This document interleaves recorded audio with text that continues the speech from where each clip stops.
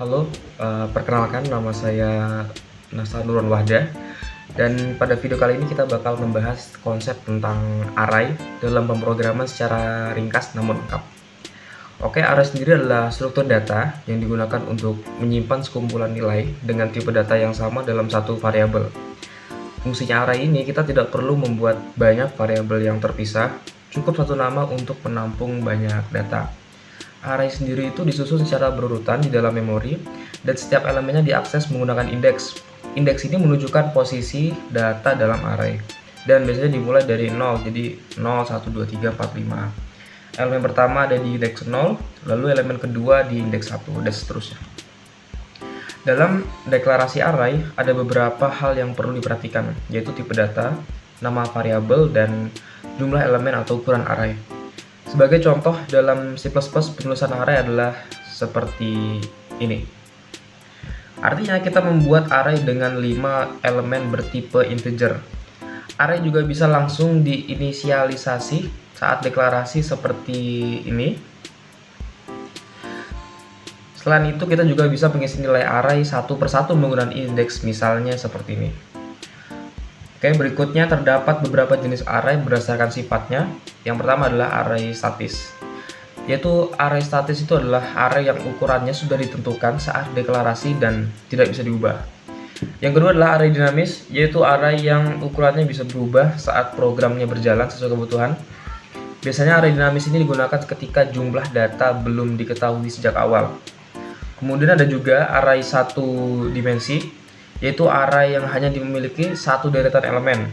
Ini adalah bentuk array paling sederhana dan sering digunakan dalam pemrograman dasar.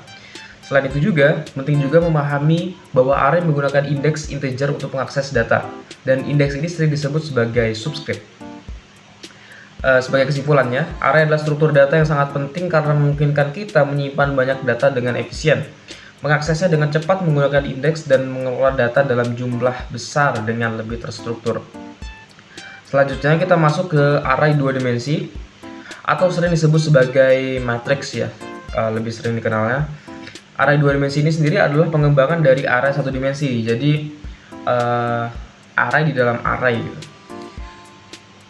Jika sebelumnya hanya berupa satu deretan, maka array 2 dimensi data disusun dalam bentuk baris dan kolom seperti matriks. Contohnya seperti adalah kita punya array dengan 2 baris dan 3 kolom, maka total elemennya adalah 2 baris 3 kolom, berarti 2 kali 3 sama dengan 6 total elemennya ya. Dalam C++ penulisannya seperti ini. Artinya ada 2 baris dan 3 kolom. Untuk mengakses elemennya kita menggunakan data 2 indeks, yaitu indeks baris dan indeks kolom seperti ini.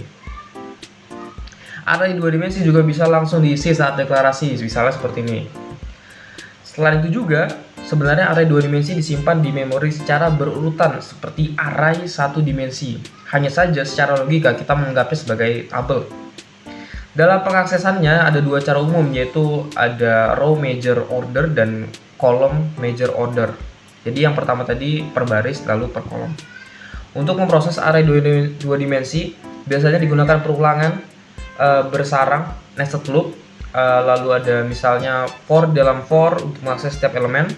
Lalu selanjutnya ada array 2 dimensi sering digunakan untuk operasi matriks seperti penjumlahan, pengurangan, perkalian, transpose, dan inverse juga bisa. Contohnya pada penjumlahan matriks seperti setiap elemen jumlahkan dengan posisi yang sama, misalnya seperti ini.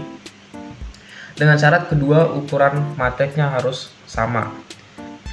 Kemudian ada juga operasi transpose, yaitu menukar baris menjadi kolom. Selanjutnya kita masuk ke array multidimensi. Array multidimensi adalah array yang memiliki lebih dari 2 dimensi, misalnya seperti ini. Artinya array tersebut memiliki 3 dimensi dan jumlah total elemennya adalah hasil perkalian semua ukuran. Jadi kurang lebih seperti tadi sebenarnya. Lalu berikutnya adalah pointer. Pointer adalah variabel yang digunakan untuk menyimpan alamat memori dari variabel lain. Jika variabel biasa menyimpan nilai, maka pointer menyimpan lokasi dari nilai tersebut. Contohnya seperti ini. Artinya pointer P menuju ke array A. Pointer sering digunakan dalam array karena array sendiri sebenarnya berkaitan erat dengan alamat memori. Analogi sederhananya, pointer itu seperti alamat rumah. Untuk mendapatkan isi rumah, kita harus tahu alamatnya terlebih dahulu. Sebagai kesimpulannya, array 2 dimensi digunakan untuk menyimpan data dalam bentuk tabel, array multidimensi untuk data yang lebih kompleks, dan pointer digunakan untuk mengakses serta mengelola alamat memori secara langsung. Assalamualaikum warahmatullahi wabarakatuh. Perkenalkan, nama saya Anugrah Fakriza Reswara dari kelompok 10 yang akan membahas konsep modular programming. Modular programming adalah teknik pemrograman yang membagi program besar menjadi bagian-bagian kecil atau modul. Tujuannya agar program lebih mudah dibaca, dikelola, dan diperbaiki jika terjadi kesalahan. Dengan modular, kita bisa menghindari penulisan kode berulang dan membuat program menjadi lebih terstruktur. Berikutnya adalah prosedur. Prosedur tidak mengembalikan nilai. Dalam C++, prosedur sebenarnya adalah fungsi yang menggunakan tipe data void, artinya tidak memiliki nilai kembalian. Prosedur biasanya menampilkan output atau proses tertentu. Ciri-ciri prosedur adalah fokus pada satu tugas, bersifat mandiri, dan ukurannya kecil agar mudah dipahami. Selanjutnya adalah fungsi. Fungsi hampir sama dengan prosedur, tetapi memiliki nilai kembalian menggunakan keyword return. Fungsi selalu diawali dengan tipe data, kemudian di dalamnya ada proses, dan hasilnya dikembalikan dengan return. Perbedaan utama, prosedur tidak memiliki nilai, sedangkan fungsi mengembalikan nilai. Berikutnya adalah parameter.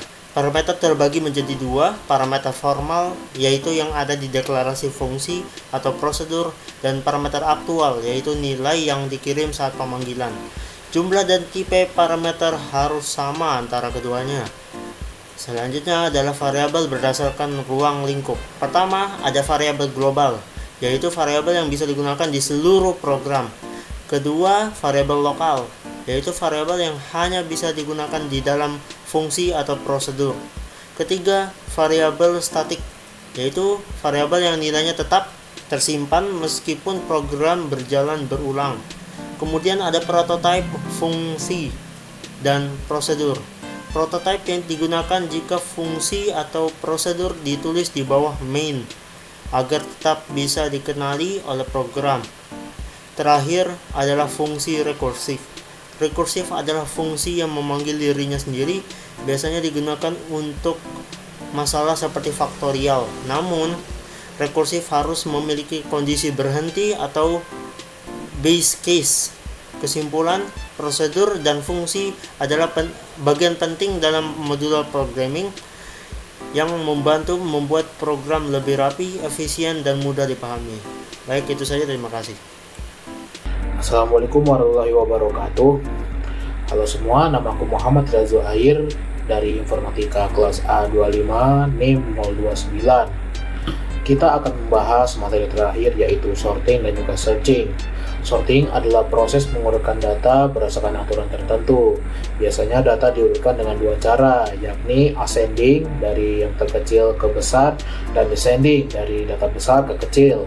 Contohnya, angka 5, 6, 8, 1, 6 jika diurutkan menjadi ascending, yaitu 1, 3, 5, 6, 8. Sorting ini penting karena data yang sudah terurut akan lebih mudah dicari, diperiksa, dan dikelola.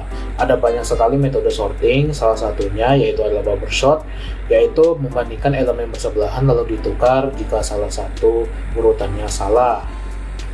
Diulang sampai rapi, sederhana tapi lambat. Selection sort mencari nilai terkecil lalu menempatkannya di posisi yang benar, lebih efisien dari bubble. Insertion sort menyisipkan elemen ke posisi yang tepat seperti menyusun kartu, cocok untuk data kecil.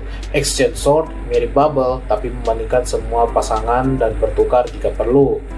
Shell sort yaitu pengembangan dari insertion sort dengan membandingkan elemen yang berjauhan agar lebih cepat. Quick sort membagi data berdasarkan pivot lalu mengurutkan secara rekursif, sangat cepat dan sering digunakan. Merge sort membagi array menjadi bagian kecil lalu menggabungkannya kembali dalam urutan terurut. Heap sort menggunakan struktur heap untuk mengambil elemen terbesar atau terkecil secara efisien. Tree sort memasukkan data ke dalam struktur tree lalu membacanya kembali secara terurut. Radix sort mengurutkan berdasarkan digit angka, bukan perbandingan secara langsung. Selanjutnya ada yang namanya searching atau pencarian data. Searching adalah proses untuk menemukan suatu data dalam kumpulan data dengan hasil ditemukan atau tidak ditemukan. Beberapa metode searching, sequential search, yaitu mencari data satu persatu dari awal, sederhana tapi lambat. Binary search membagi data menjadi dua lalu mencari dari tengah, cepat tapi data harus terurut. Interpolation search yaitu memperkirakan posisi data berdasarkan nilai, lebih cepat dari binary jika data merata. Fibonacci search mirip binary tapi menggunakan pembagian berdasarkan dari Fibonacci. Dalam searching juga ada yang namanya best case dan juga worst case. Best case adalah kondisi terbaik saat data langsung ditemukan, sedangkan worst case adalah kondisi terburuk saat data berada di akhir atau tidak ditemukan. Jadi harus mengalami beberapa langkah dulu agar bisa ditemukan. Sebagai kesimpulannya, sorting digunakan untuk mengurutkan data agar lebih terstruktur, sedangkan searching digunakan untuk mencari data dengan cepat. Keduanya sangat penting dalam pemrograman karena membantu pengolahan data agar lebih efisien.